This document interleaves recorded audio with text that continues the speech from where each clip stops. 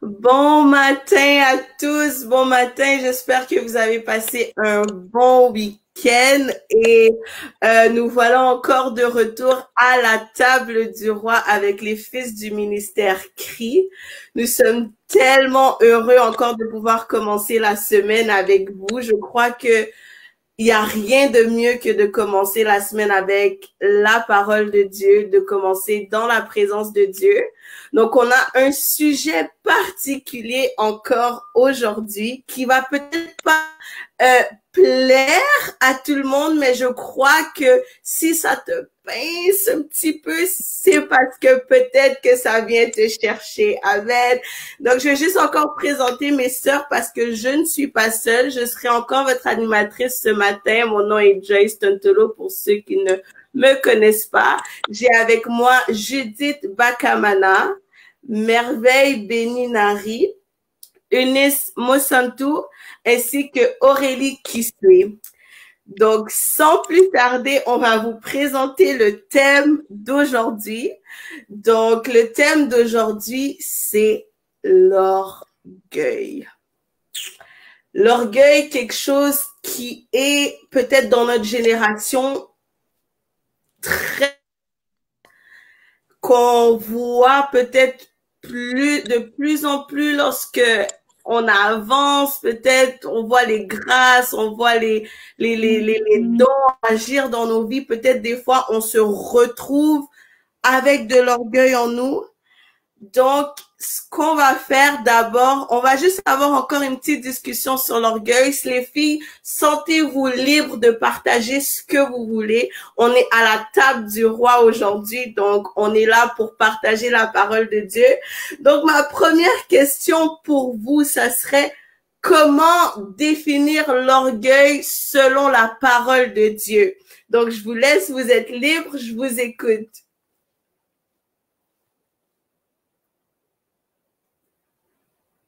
On va commencer avec Merveille parce que je vois que les filles sont un peu gênées ce matin.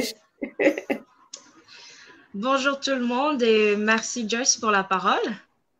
Alors, on va commencer avec l'orgueil, savoir c'est quoi l'orgueil. En fait, l'orgueil, c'est vraiment un péché. Dans le livre de Romains, chapitre 12, le verset 3 à 8, je vais lire juste le verset 3 qui dit ceci. Par la grâce qui m'a été donnée, je dis à chacun de vous de ne pas avoir une trop haute opinion de lui-même, mais de garder des sentiments modestes, chacun selon la mesure de foi que Dieu lui a donnée. En fait, l'orgueil, c'est cette en fait, très haute opinion qu'on a de soi-même, où on se voit très sage à nos propres yeux, où on s'est dit avoir toute la connaissance et à cause de cette connaissance qu'on a, on commence à voir les autres moins inférieurs à nous, on commence à voir les autres comme si ils ne pouvaient rien nous apporter. Donc, on se voit tellement supérieur aux autres par rapport aux aînés ou tout simplement les gens qui nous entourent. Et c'est quelque chose, c'est un péché que Dieu déteste vraiment. Ouais, je t'appuie dans tout ce que tu dis. Mais avant de me prononcer, j'ai hâte un peu de me prononcer, mais je vais laisser mes sœurs parce que quand je commence, ça ne finit plus. Alors, pour moi, je pourrais dire que, comment je pourrais, il y a beaucoup de versets, en fait, qui peut définir c'est quoi l'orgueil. Comme la sœur Merveille vient de dire que c'est un péché. Oui, c'est un péché que Dieu n'a jamais toléré, en fait. Dieu n'a jamais accepté. Je ne vois pas dans nulle part dans tous les versets que j'ai essayé de chercher les versets et je ne vois pas là où Dieu avait marqué que l'orgueil a été, c'était quelque chose qu'il avait toléré, en fait. Si, Agréé, effectivement. c'est ça. Si je pourrais rajouter dans le livre de Proverbes 8:13 qui dit la crainte de l'Éternel, c'est la haine de mal, l'arrogance et l'orgueil, la voix du mal et la bouche perverse, voilà ce que je hais. Alors, selon ma conviction, en se basant sur ces passages, je peux dire que lorsqu'on est orgueilleux, on n'a tout simplement pas la crainte du Créateur de l'univers. Alors, euh, alors Dieu est cela. Dieu n'aime pas cela qu'on soit orgueilleux. Et si je pourrais aussi ajouter, euh, euh, ça peut être aussi un obstacle, en fait, ça peut être un obstacle qui peut t'empêcher aussi d'écouter la voix de Dieu et de lui chercher encore en profondeur, car cela pousse simplement la personne à se préoccuper d'elle-même et comment je pourrais dire ça, à se préoccuper d'elle-même et sa réputation ou sa relation aux yeux du Saint-Esprit, si je peux dire ça comme ça aussi. Wow, vous avez vraiment deux définitions différentes, mais je crois que ça se complète en tant que tel. Ça vient encore un peu me bouleverser. Let's see, regardons un peu avec les deux autres.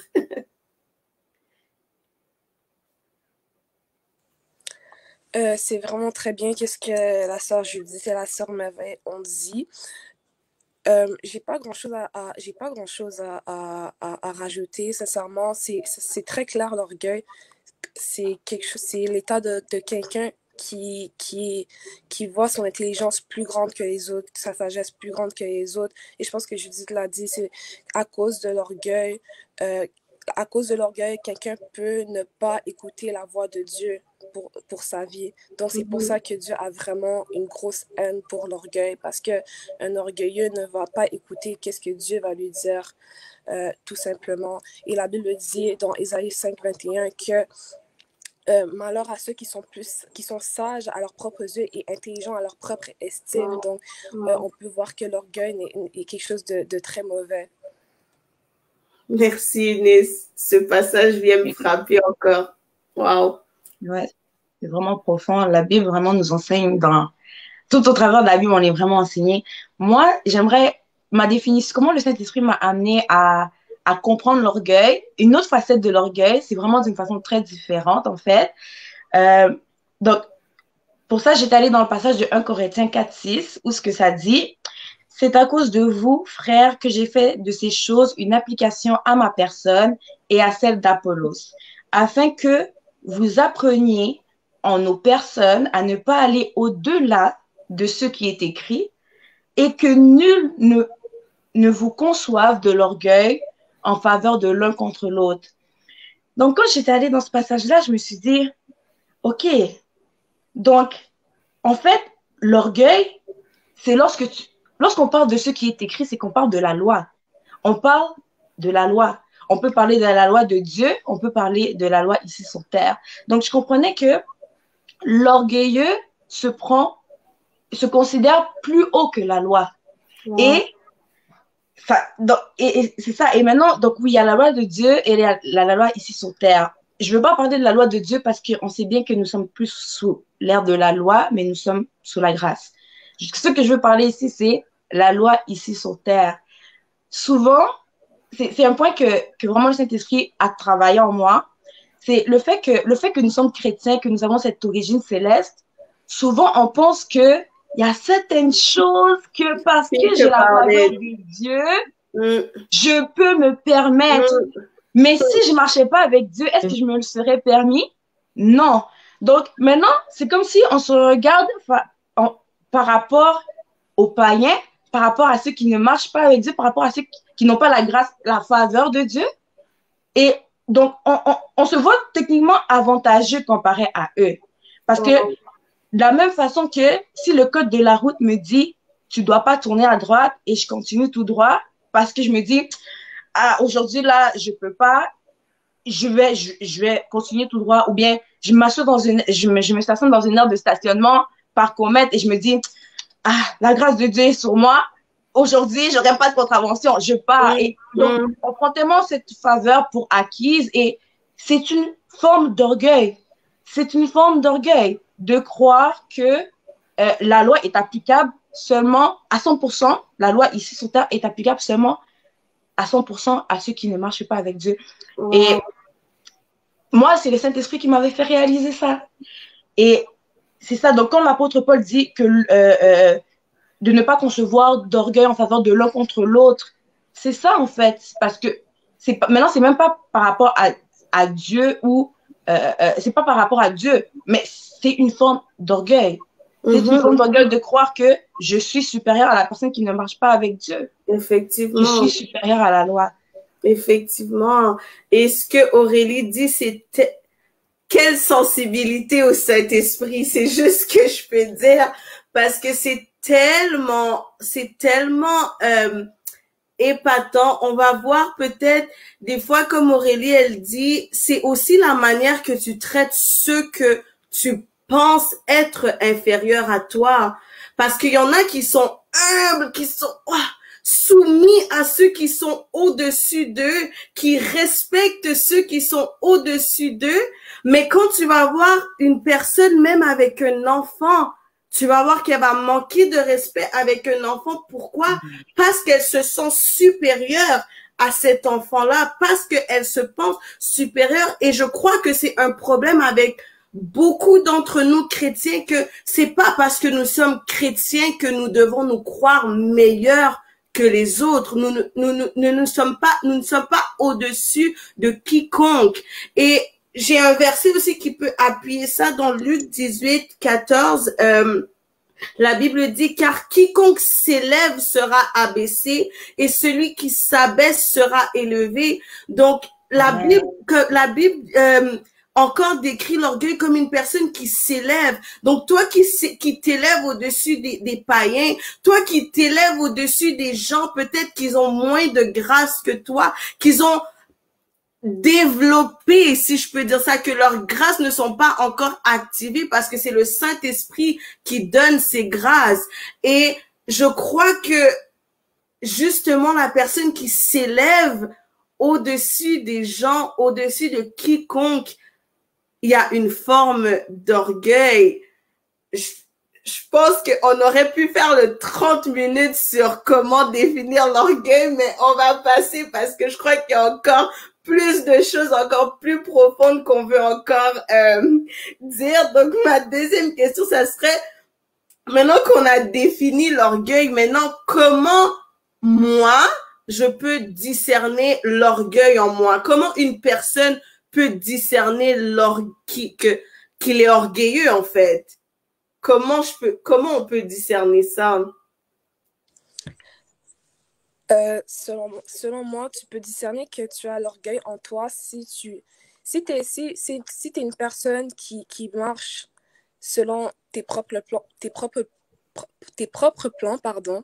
Si tu ne demandes l'aide de personne, si tu ne consultes même pas Dieu pour ce que tu veux faire, je dirais qu'une personne orgueilleuse peut même refuser de donner la gloire au Seigneur parce qu'elle va dire que non, c'est moi qui a travaillé pour arriver à cela. C'est moi qui a travaillé, c'est moi qui a tout fait tout seul sans l'aide de Dieu. Donc, vraiment, une personne, tu peux discerner l'orgueil en toi quand tu refuses de donner la gloire à Dieu. C'est vraiment profond. C'est vraiment vrai parce que souvent on a ce type de caractère, ce type d'attitude, mais lorsqu'on se pose et qu'on a le temps de faire une rétrospective sur qui nous sommes, et lorsqu'on voit ces caractères, on peut comprendre que peut-être que ouais, je suis orgueilleux. Ce que je voulais amener dans le passage de Jérémie 33 verset 3 où ce que ça dit: invoque-moi au jour de la détresse et je te répondrai. Je te révélerai les choses cachées que tu ne connais pas. Je paraphrase. Donc, c'est vraiment important de prier. Tout simplement demander au Seigneur de nous révéler notre caractère. Seigneur, si j'ai quelque chose en moi qui ne te plaît pas, révèle-le-moi. Révèle-le-moi pour que je le sache, pour que je puisse le changer par ta force. Amen. Moi aussi, j'aimerais ajouter, vous savez, quand on est dans une société où on est entouré de gens qui sont orgueilleux, c'est un peu difficile de savoir si on est orgueilleux ou pas. Parce qu'on va trouver ça, cette façon d'agir, c'est normal. C'est normal de ne pas se rabaisser. C'est normal de traiter les autres inférieurs. C'est normal de ne pas accepter les ordres que les aînés nous donnent. On va trouver ça normal. Mais s'il y a une personne qui peut nous convaincre, même si on est au milieu des orgueilleux, qu'on est orgueilleux, c'est le Saint-Esprit. Ce n'est pas en vain que le Saint-Esprit est là. Dans le livre de Jean, chapitre 16, le verset 8 à 9, je vais paraphraser, où on dit que le Saint-Esprit, lorsqu'il viendra, c'est lui qui va nous convaincre du péché. Donc, le Saint-Esprit, lorsqu'il est descendu, il nous a trouvés dans le péché. Et pour que nous puissions accepter ce péché-là, c'est le Saint-Esprit qui va te convaincre que tu es dans le péché. Donc, le Saint-Esprit en nous dira que telle façon de faire est une façon orgueilleuse, telle façon d'agir est une façon orgueilleuse. C'est le Saint-Esprit qui va te convaincre qu'en toi, il y a de l'orgueil. Amen. Oh, mon Dieu. C'est difficile pour me prononcer après tout ce qu'on vient d'entendre, mais je crois que, selon moi, comment on peut discerner qu'on est orgueilleux, c'est lorsque on n'entend plus la voix de Dieu, en fait. Tu sais, lorsque on a beau à prier là, hey, Dieu, où es-tu? Mais Dieu ne te répond juste plus comme parce qu'il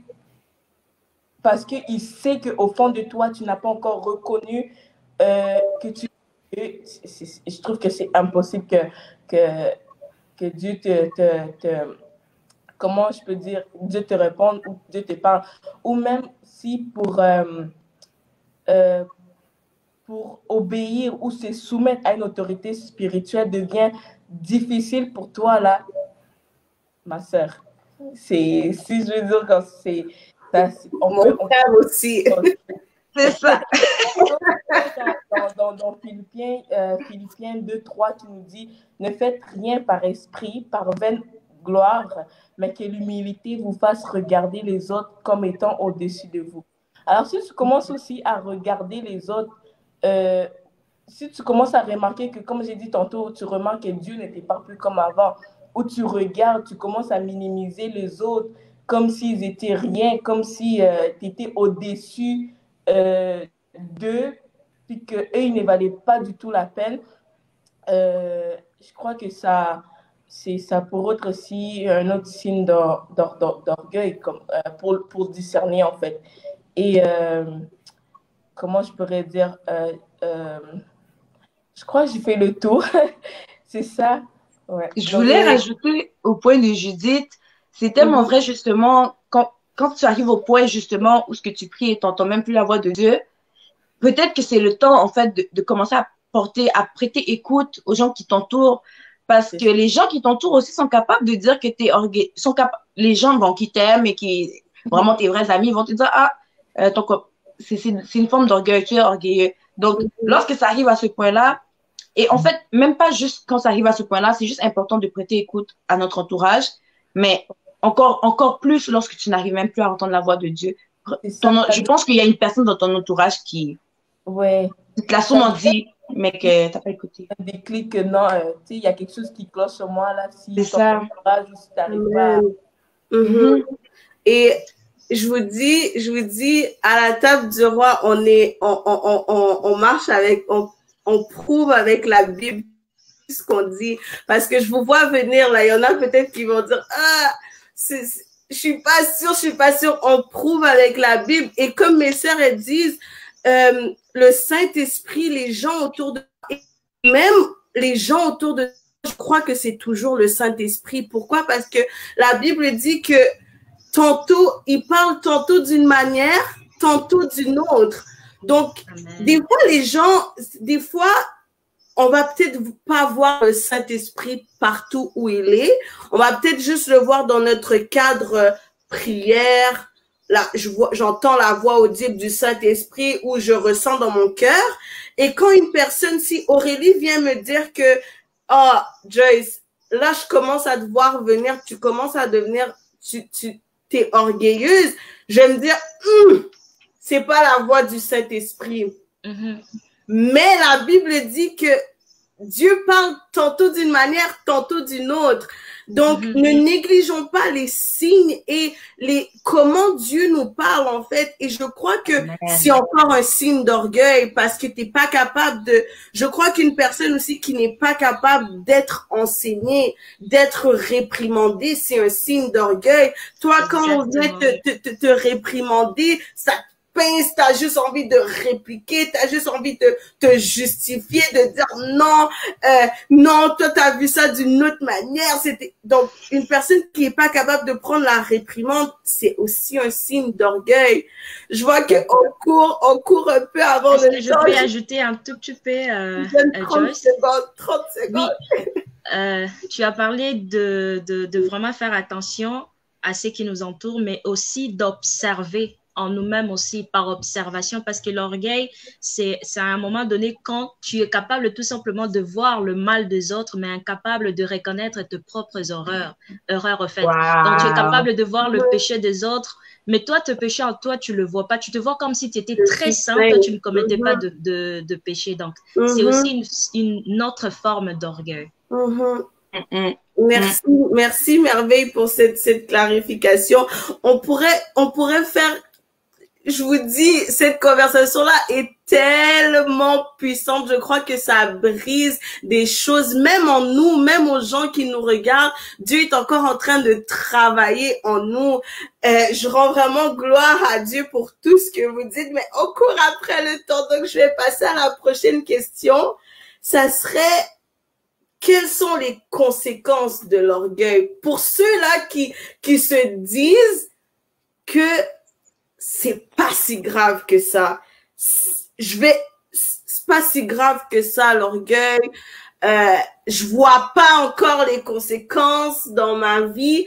Pour ceux-là qui disent que c'est pas grave, l'orgueil. C'est pas grave que je me vois au-dessus des autres. Dites-nous quelles sont les conséquences. Quelles sont les conséquences? On va briser des chaînes aujourd'hui. Quelles sont les conséquences? Moi, je dirais, à cause de l'orgueil, tout simplement, une personne orgueilleuse va manquer beaucoup de choses dans sa vie, car elle n'a pas décidé d'écouter ce que Dieu lui avait dit pour sa vie. Comme on l'a si bien dit, un orgueilleux va marcher selon ses plans, marcher selon sa propre intelligence, et à cause de cela, va rencontrer des difficultés qu'elle n'aurait pas pu rencontrer si elle avait décidé d'écouter la voix de Dieu. Et même la Bible dit dans Proverbe 16-18, l'arrogance précède la ruine et l'orgueil précède la chute. Donc, à cause que tu n'as pas décidé d'écouter Dieu, tu vas rencontrer vraiment, tu vas même avoir des blocages dans ta vie. Et je dirais même que un orgueilleux, souvent les orgueilleux sont ceux qui vont accuser Dieu d'avoir rencontré certaines difficultés quand à la première place, cette personne-là n'avait pas consulté Dieu pour ce qu'elle voulait faire. Ou peut-être Dieu lui avait déjà dit, mais elle n'a pas décidé de l'écouter. Puis à la fin, elle va commencer à accuser Dieu. « Oh Dieu, pourquoi tu as permis cela dans ma vie? Pourquoi j'ai rencontré cette difficulté? Pourquoi j'ai cette épreuve-là? » etc. Amen. Je peux juste un peu clarifier ce que Eunice vient de dire. Un exemple de ce que Eunice vient de dire, Adam. Il a mangé le fruit interdit. La première chose qu'il a dit à Dieu, c'est la femme que tu as mis à côté de moi. Et c'est une forme d'orgueil. Tu accuses les autres au lieu de te regarder, de faire une rétrospective en toi et te dire non, j'ai mal fait ici ou quoi. Je m'arrête ici, les autres veulent parler. Allez-y. Moi, comment je pourrais rajouter à cela? Je pourrais aussi dire que ça pourrait être un risque que Dieu puisse te vomir, en fait. Je m'explique.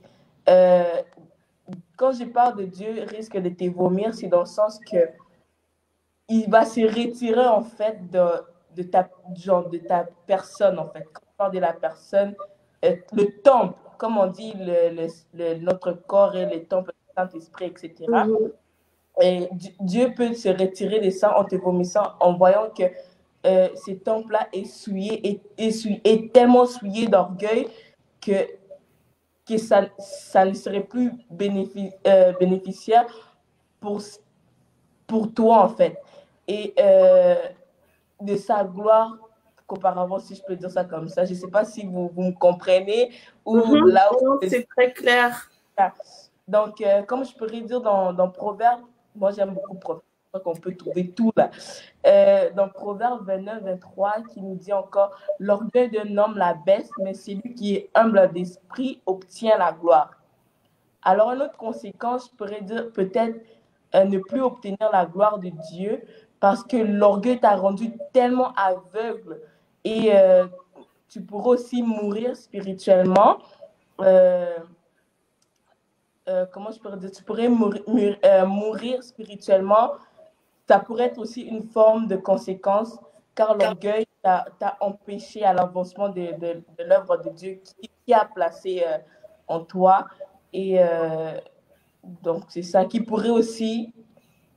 Dieu va voir que tu n'es plus peut-être à la même niveau qu'il essaie de t'amener à cause que... Comment tu peux dire ça? Aidez-moi. On va juste aller avec Merveille rapidement parce qu'on court après le temps. J'ai vu elle veut parler aussi. Je te laisse la parole. Merci beaucoup, Joyce. Par rapport à ce que Judith a dit, merci beaucoup, Judith. Et nous voyons dans le livre des 1 Corinthiens, le chapitre 12, le verset 26 à 27, je vais encore paraphraser, où on parle de nous comme étant le corps du Christ. Donc, nous tous, nous formons un membre et Christ étant la tête. Alors, si toi, tu formes un membre, par exemple, toi, tu es les yeux de l'Église, si tu te crois très important que les autres, comment est-ce que tu vas expliquer les choses que tu es en train de voir? Tu auras besoin de la bouche pour parler. Donc, un orgueilleux fait obstacle dans le fonctionnement de l'Église. Quand tu commences à avoir une trop haute opinion sur toi, tu méprises les autres. Et aussi même dans la société, personne n'aimerait ça être à côté d'une personne qui ne les reconnaît pas à sa juste valeur. Donc, tu es en train de négliger une autre personne qui est à côté de toi, qui a une autre grâce différente de toi, et toi, tu te trouves supérieur à cette personne-là. En étant orgueilleux, on fait vraiment un obstacle dans l'avancement de l'Église, dans le fonctionnement, dans le bon fonctionnement du corps du Christ. Donc, l'orgueil est vraiment très dangereux et dans tout ça, c'est l'orgueilleux qui est le perdant. C'est vraiment puissant. Et surtout, la Bible nous dit dans Jacques 4:6 que Dieu résiste aux orgueilleux, mais fait grâce aux humbles. De la même façon que Dieu va te résister et que ça va venir gâcher ta relation avec Dieu, donc tu n'auras plus de relation avec Dieu, on sait bien que le spirituel, il n'y a pas d'impact spirituel sans impact physique. Donc, de la même façon que dans le spirituel, ta relation avec Dieu est gâchée, crois-moi que tes relations ici sur Terre seront gâchées parce que les orgueilleux, c'est dur d'être en bonne relation avec un orgueilleux. Donc, que ce soit ta relation avec Dieu, que ce soit ta relation avec les humains, ça sera l'orgueil gâche les relations. Amen. Et si je peux juste rajouter rapidement à mes sœurs, vous avez vraiment passé plusieurs points. Moi, le dernier point aussi que je voudrais dire, ça serait que ça peut aussi amener à un homme de ne pas atteindre sa destinée. Je m'explique. On voit dans la Bible, il y a Caïn et Abel. Dieu porte un regard favorable au sacrifice de Abel. Caïn tue son frère. Déjà, c'est une forme d'orgueil parce que je n'accepte pas que mon frère soit meilleur que moi et donner un sacrifice meilleur que moi à Dieu. Dieu vient le voir, lui demande où est son frère. Il répond à Dieu que je ne suis pas le gardien de mon frère. Encore une forme d'orgueil parce que ça t'amène, comme Aurélie dit, ça t'amène même à mépriser les gens et même à mépriser Dieu. Et ensuite, on voit que Dieu lui dit, la première mission que Dieu avait donnée à Adam, c'était de cultiver la terre afin qu'il puisse récolter. Et Dieu, je paraphrase, c'est dans Genèse 4:11, Dieu il dit à Caïn, à cause de ça, tu vas cultiver, mais tu ne moissonneras pas. Tu vas pas récolter ce que tu as cultivé. Donc, il n'atteint pas sa destinée première qui était de cultiver et de récolter. Donc, il y a aussi un cycle. Donc, ça brise nos destinées, l'orgueil. Et je vais juste terminer à comment on peut se débarrasser de l'orgueil. Je vais juste y aller rapidement, si vous me permettez. Je crois qu'on a passé plusieurs points pour montrer comment aussi se débarrasser de l'orgueil. Et je crois que mes sœurs peuvent appuyer avec moi que comment se débarrasser de l'orgueil? D'abord, il faut demander au Saint-Esprit d'abord de te révéler ton cœur. Le Saint-Esprit est celui qui révèle toutes choses et qui sonde les cœurs, les profondeurs de l'homme et les profondeurs de Dieu. Donc, si tu t'humilies devant le Saint-Esprit et lui demandes, Saint-Esprit, moi, je ne sais pas si je suis orgueilleux, mais montre-moi mon cœur, révèle-moi mon cœur. Il va te le révéler et ne reste pas indifférent à la parole du Saint-Esprit, à la révélation du Saint-Esprit. Lorsque le Saint-Esprit te révèle ton cœur, c'est à ce moment-là qu'il te donne la possibilité de te repentir. Et en te repentant, c'est là que Dieu fait grâce aux hommes parce que tu viens de t'humilier encore. Et si je peux appuyer ça avec la Bible, tu vois ça, on voit ça avec le roi David. Il tue son serviteur Uri, il prend sa femme et je crois pas que Dieu l'avait pas déjà parlé, mais peut-être que lui aussi il avait une forme d'orgueil et il avait résisté. Dieu a envoyé son prophète, il a envoyé le prophète Nathan et le prophète Nathan a montré le mal qu'il avait fait à David et David n'est pas resté indifférent à cette révélation-là et il s'est repenti et il a demandé la miséricorde de Dieu. Et encore une fois, la miséricorde de Dieu est là, mais il fait grâce aux humbles parce qu'il faut que nous nous humilions, il faut que nous demandons la miséricorde de Dieu et il faut vouloir changer. Le changement, il faut vouloir ce changement-là. Je vais pas changer si je ne désire pas un changement dans ma vie. Donc, je crois que pour aujourd'hui, c'était tout. Pour ceux et celles qui se sont retrouvés, je vais juste nous prendre 1 minute de plus. Désolée, on a dépassé le temps, mais pour ceux et celles qui se retrouvent avec cette émission que j'ai une forme d'orgueil en moi, je veux juste vous dire que la miséricorde de Dieu est là. Peut-être que tu as vu, peut-être que tu réalises maintenant que beaucoup de choses beaucoup même de promesses de Dieu arrivent pas à s'achever à cause que tu es encore orgueilleux. Mais je veux juste te dire, réponds-toi. Dieu est là, Dieu, il attend à la porte, il cogne à la porte de ton cœur, juste que tu puisses l'ouvrir afin qu'il puisse te changer. Et c'est ce que, par cette émission, c'est ce que nous voulons encore ressortir.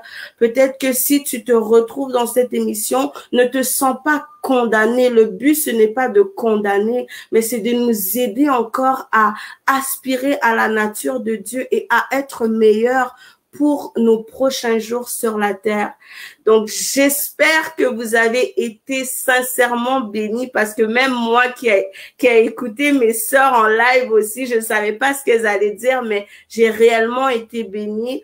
Alors, on vous souhaite une bonne journée et une bonne semaine. Soyez bénis et ne manquez pas ce qui va se passer encore sur le groupe à la table du roi. Shalom, shalom.